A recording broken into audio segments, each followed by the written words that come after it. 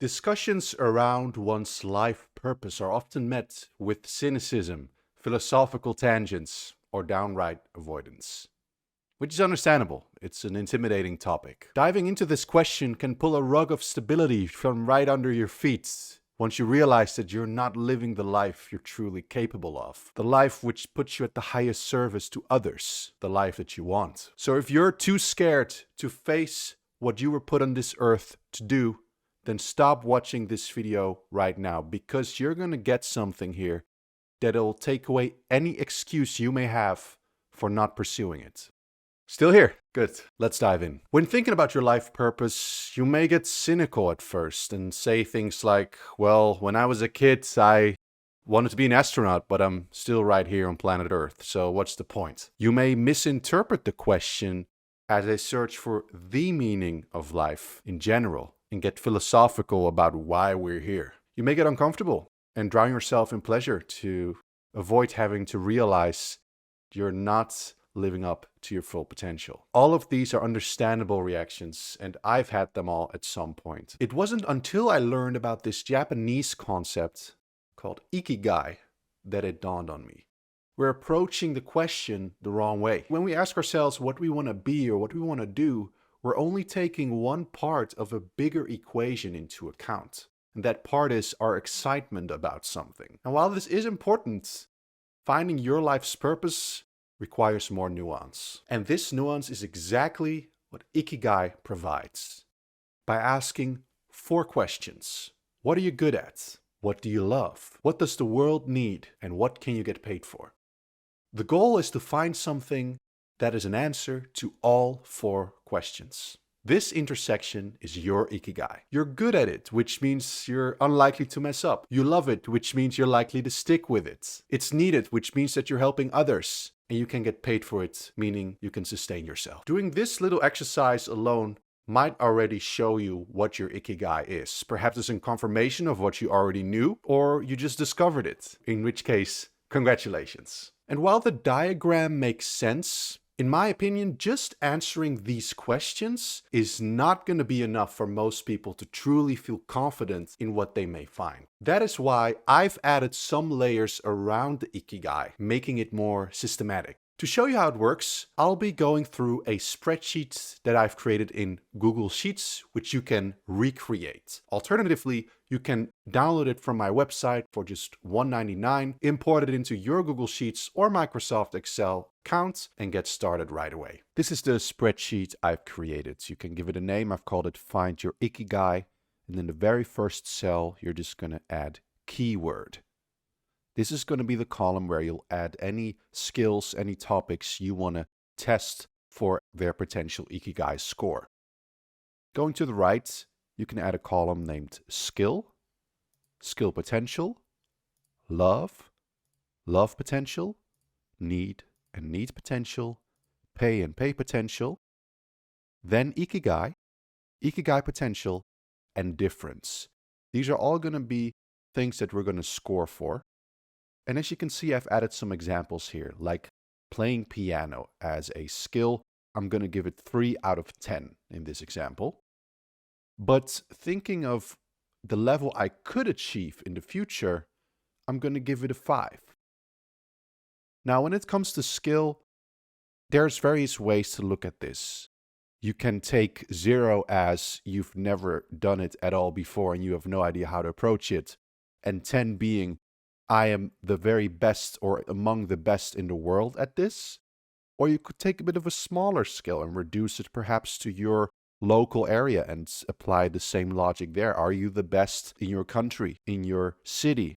That is a bit of personal choice, and that really applies to most of these columns. Now, when it comes to love, I think that's the most subjective one and the one based most on your own feelings, of course. And you're able perhaps to assign a number to this a bit more easily. Now, in my experience, it works best to just go with 0 being, obviously, you totally dread it, you never ever want to do it. And 10 being, well, this is the most fun I've had with anything so far in my life. And by approaching it this way, you're not excluding the potential for more fun to be had with a different activity, right? Perhaps you will discover something new like skateboarding and you'll love it so much that it puts anything that is a 10 right now back to a 8 or 7 by comparison. The column that is in bold text, you take the current situation right now. How much do you love it right now? And you try to think, when it comes to potential, how much do you see yourself enjoying it, perhaps when some of the other variables are also higher in the future, because in the end, they all interlink with each other, of course. Now, need,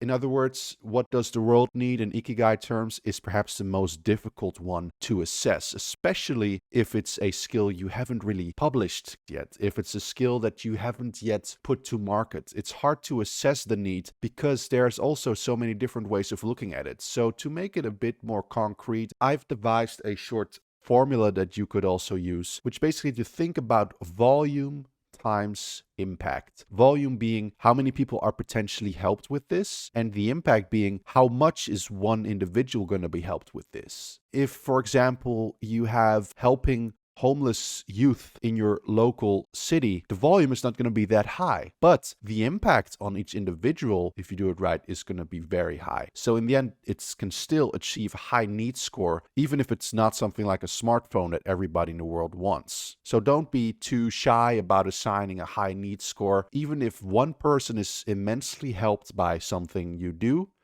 it can still get a high score. And when it comes to pay, it is perhaps the most measurable one, of course, in terms of income that you can generate with this. However, the rating, I would say, don't base it on the absolute value of the potential income, but assess what is your desired income. What is an income that you require to sustain your ideal lifestyle? What is perhaps a max income at any point beyond that you don't gain any further happiness or satisfaction? For some people, that's going to be more than others. But here as well, it is probably a bit easier to assess what is the potential income, because you can look this up. You can look up what does a professional piano player earn, for example, on average. Somebody in construction, what do they earn? And compare that to what you're currently earning right now, so you can get a better idea of whether it fits with your ideal life. Because in the end, that's what all of this is about. We're trying to find a way of living that is ideal because it fits with all of these variables as much as possible. So this is nice. And as you can see, I've added some scores already based on conditional formatting. So what I've done here is I've selected every single column from skill all the way to pay potential. And then by holding control, you can exclude the top row here, because in the end we don't want those to have any scores. Then you can do data validation, and here I've added criteria, list of items. You can just add 0 to 10 separated by a comma, and that's exactly what you'll see here, a nice drop down menu. And if we accidentally type something like 15, you'll see that the score is deemed invalid because it must be an item on the specified list. Now when it comes to Ikigai, this is a sum of all the current scores. In other words, all the scores for any particular row on the current dimension for skill, love, need, and pay. As you can see here, it says B2 plus D2 plus F2 plus H2 gives a total score. Now the max score here is obviously going to be 40 because it's 4 times 10 at most. And by selecting this right bottom plus here and dragging it down, the formula will automatically be applied to any future cells and rows you may add. As you can see here, it automatically says B6 all the way up to H6, 24, etc. And we've done exactly the same thing here with Ikigai potential, but in this case, we just added up all the potential cells. And lastly, there's the difference column, which just subtracts the current Ikigai score from the potential score. Now, in most cases, the potential score is probably going to be higher than the current one. If it's not, you'll see a negative number, in which case it's probably an easy no in most cases. So I didn't even bother to apply any conditional formatting for that. However, you will see that there are colored cells here, and these are colored in automatically. So let's say if I just manually add 36, you'll see it goes green. Now, how does that work? For both Ikigai and Ikigai potential, select all the cells except the title, then go to Format and select conditional formatting. And I've added these 3 rules here. If the value is less than 30 in any particular cell, I've colored it red. Now, what you're basically telling yourself here with this rule is your minimum Ikigai score to even consider pursuing it. This is personal, and it depends on lots of variables, what your life is like, what you're comfortable settling for, etc. In this example, I've gone with a minimum score of 30, which means an average of what's that going to be, like 7 for each, or perhaps 10 for 3 and 0 for the 4th, but you could then work your way up there. Either way, it should not be less than 30 because then it is too far removed from a true Ikigai. If it is between 31 and 35, it's yellow, which says, we're getting close, but it's not quite there yet. And in this example, I've said that anything with a score of 35 up to 40 is Ikigai material. And again, this applies to both the current Ikigai column as well as the potential column. And the reason I think this is important is that you may find, as this example also shows, that there are going to be example keywords, example skills, subjects, activities that may not be an Ikigai now, but could become one in the future and therefore may still be worth pursuing. Even if not right now, you could make a plan to at some point commit to it full time. Let's say, for example, that currently pay is too low to actually go in on it full time. I've had web design as an example here. But your skill is high, you love it very much, the need is there, all of it is there. Right now it's 30, but with the potential pay of 10 and some other variables also increased, it could become 38. This can tell you with more nuance what to go for. Because if you don't take into account the potential, then you may miss out on significant opportunities. But then again, even if there is potential, there is still a difference value to be considered here. And this is also a column that I've applied conditional formatting to, as you can see here. In the end, the difference score is basically an expression of how much work is to be done before any particular subject arrives at the Ikigai potential score. And in this case, I've said anything with less or equal to 10 points gets a green score, because that is a difference that is low enough to be worth pursuing. And again, very personal. If you have less opportunities, less time, etc., to pursue something, you may need to have a lower threshold. Anything between 10 and 15 gets yellow.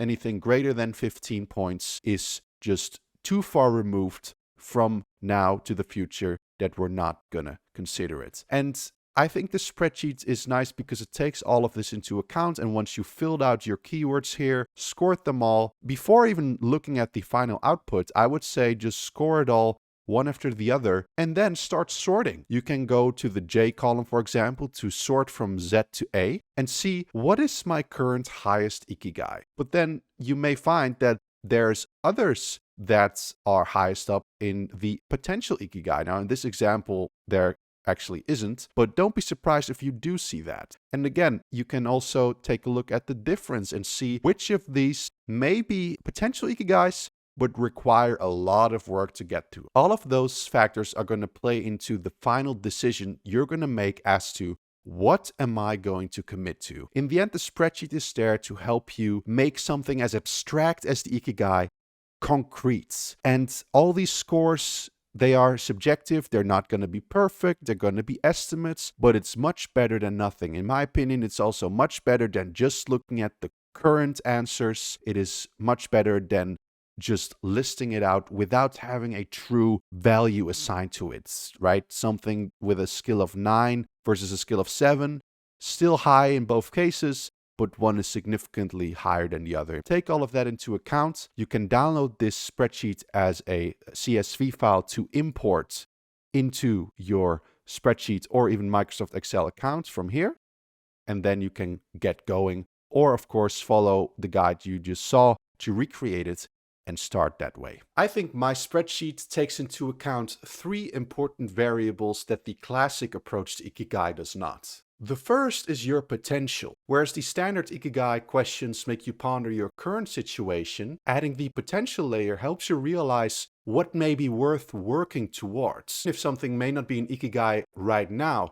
due to lack of skills or payment, for example. Variable number 2 is your ability, reflected in the difference between the current and potential Ikigai score. Now, this is going to sound harsh, but if you don't have a lot of time left on this earth, or if you are fully booked with other commitments, then your ability to grow into an Ikigai is going to be lower than someone else who does not have this limitation. And filling out the spreadsheet with all of its scores helps you realize what is something that doesn't require as much change to get to a position of Ikigai so you can still achieve it within your lifetime. Variable number 3 is your development. Contrary to popular opinion, I don't believe that your Ikigai has to be permanent. It certainly can be, and that's totally fine. But what I found, for example, is that what was my Ikigai 5 years ago, happened to be sales, is no longer my current Ikigai, and what I'm doing now, I don't see myself doing the exact same thing 5 years from now either. Having said that,